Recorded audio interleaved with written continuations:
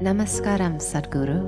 In this age of Kali Yuga, how would you introduce spirituality into corporate India?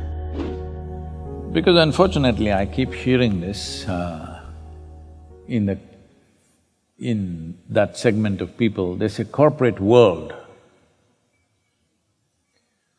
So, well, this is a very important thing, that we don't break the world into many pieces, which we have already done in the name of race, religion, nationality, communities, caste, creed. Now corporate world. This is also not new, class has always been there. Either money or lack of money has united people. Moneyed people gather in one place, no money people gather in another place. So, that is what probably they're referring to as a world. Well, different religions are claiming it is their world, you know. Now, classes are claiming their world. I don't know what else will claim.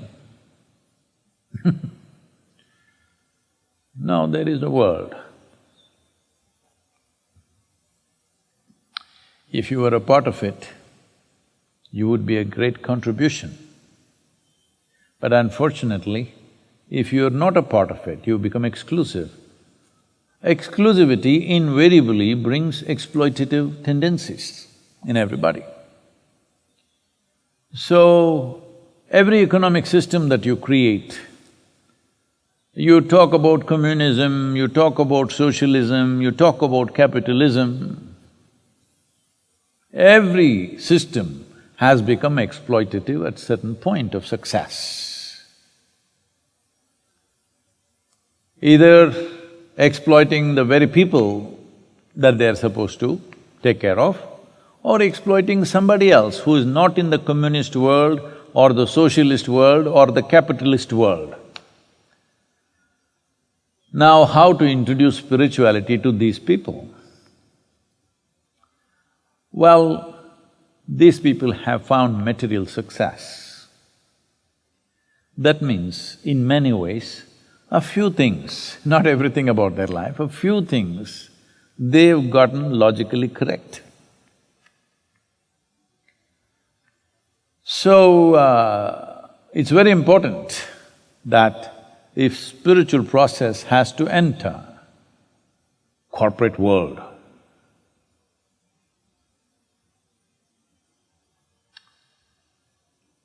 it has to be logically correct.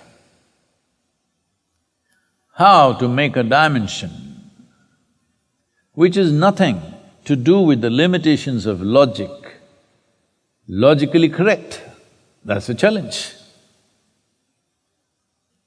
Because logic is based on the principle of two.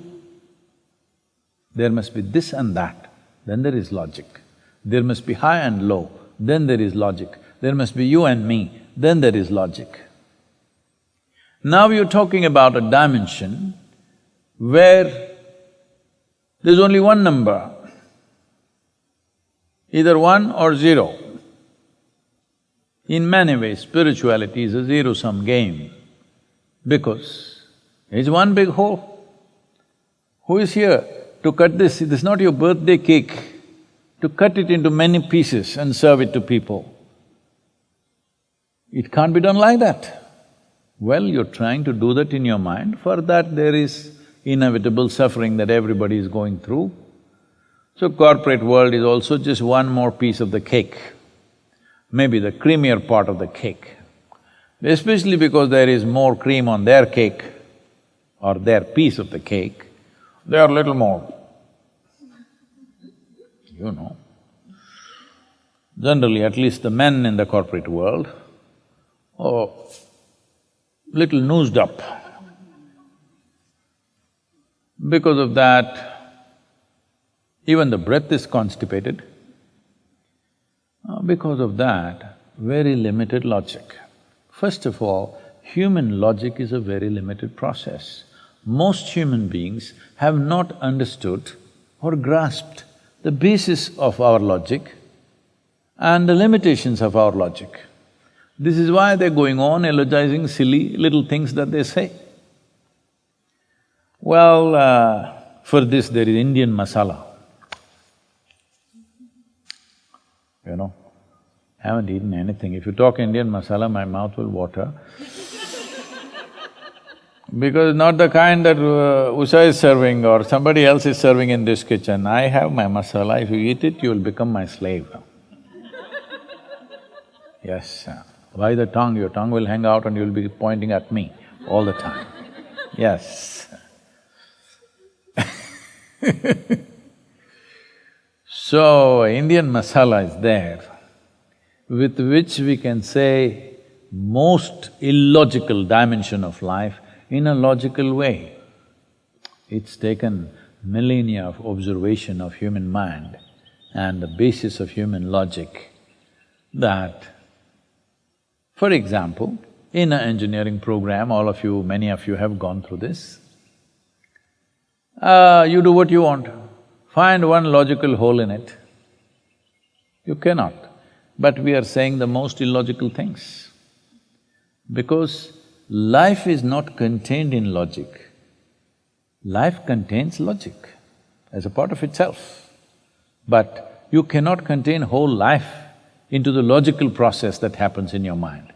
This is the big investment that the Western cultures have done, that they've invested too heavily in their own logic.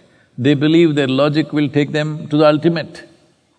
No, for the first time, the physicists in the world, the top physicists in the world are admitting, we shall never know because we don't have instruments to know.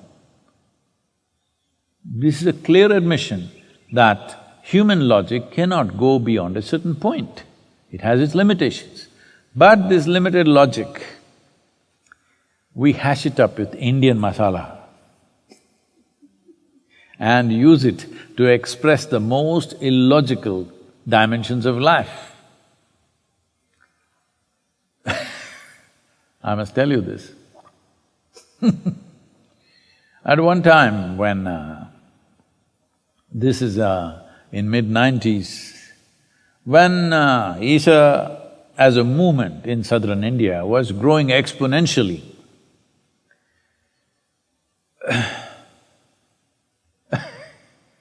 so for the local people in Tamil Nadu, I'm somebody who landed up from somewhere, who doesn't know a word of Tamil, but bullying them with their own language, or saying all kinds of words which don't belong to Tamil but conveying what I want to convey. Even today I'm managing Tamil language with just 33 words of vocabulary. Then it was just 11. So saying all kinds of things, but it was logically correct. So they were taken by it and it was just growing. The state government got little nervous, who is this guy? He just anywhere he goes, thousands of people gathering, what's happening? Is he going to start a new political party? Is he going to contest elections? All these kind of things came up. So it seems they sent some intelligence officers to our programs. Maybe here also, I don't know if you're FBI.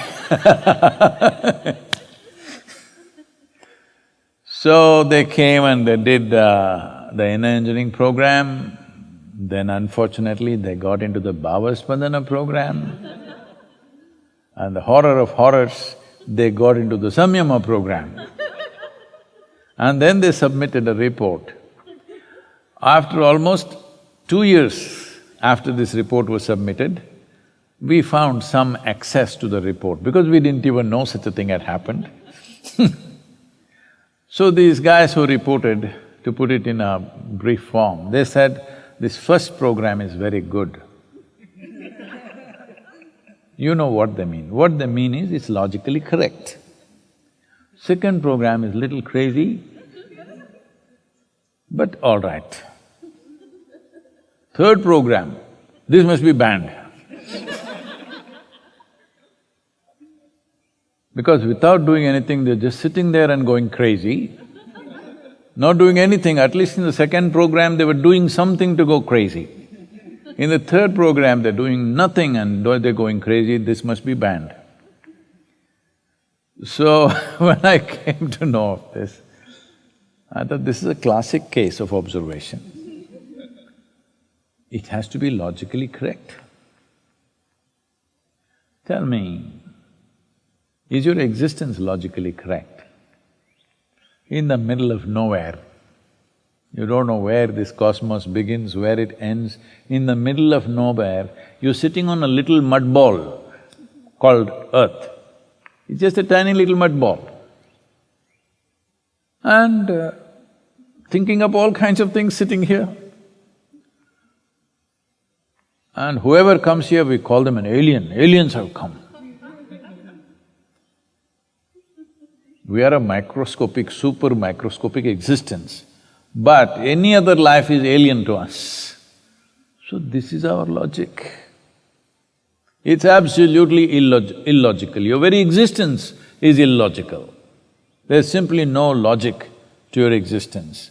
We are trying to find meanings, no meaning. So, of course, with the corporate people, you have to say, you will be peaceful because they're never peaceful. And they're telling me about 120,000 corporate leaders or in the executive group of people, managers and executives in United States are dying much earlier than they should, and about $180 billion is being spent on just corporate executive health in this country. Why are they so sick? It's very natural. When you have a world of your own, you will be sick, I want you to understand. We not only have a world of our own, we also have separate heavens. You should see on the golf courses, people keep on arguing, there is a golfer's heaven. Golfers go to a different heaven